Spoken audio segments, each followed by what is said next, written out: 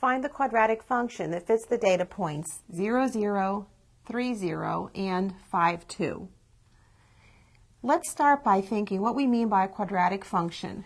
It means a function of the form f of x equals ax squared plus bx plus c. Writing this out tells us that what we need to find are these numbers a, b, and c, these coefficients. We're given three pieces of information. We're given that these 3 points are part of this, would make this function true. So we can actually fill in for f of x and leave a, b, and c like they are. If f of 0 is 0, then we have 0 equals a times 0 squared plus b times 0 plus c.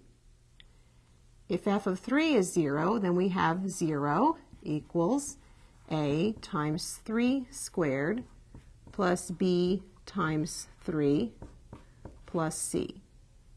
And if f of 5 is 2, we have 2 equals a times 5 squared plus b times 5 plus c.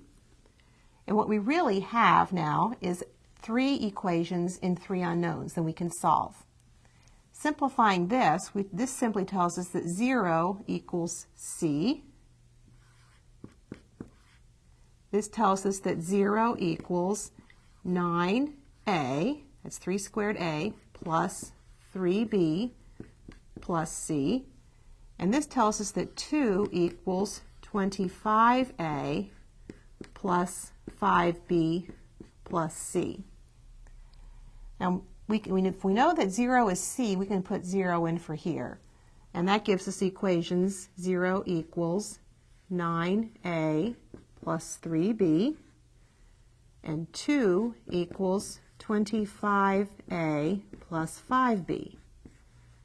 What you see here now is a system of 2 equations in 2 unknowns, a and b.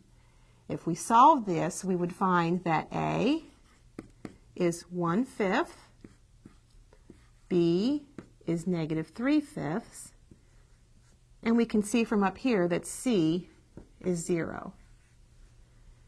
Now the very last step, since we're asked to find the function, is to substitute these numbers back in for a, b, and c in the general form of the quadratic function. So we have f of x equals ax squared would be 1/5 x squared, bx would be -3/5 x, plus c would be plus 0, which we don't need to write. So this is the quadratic function that fits those data points.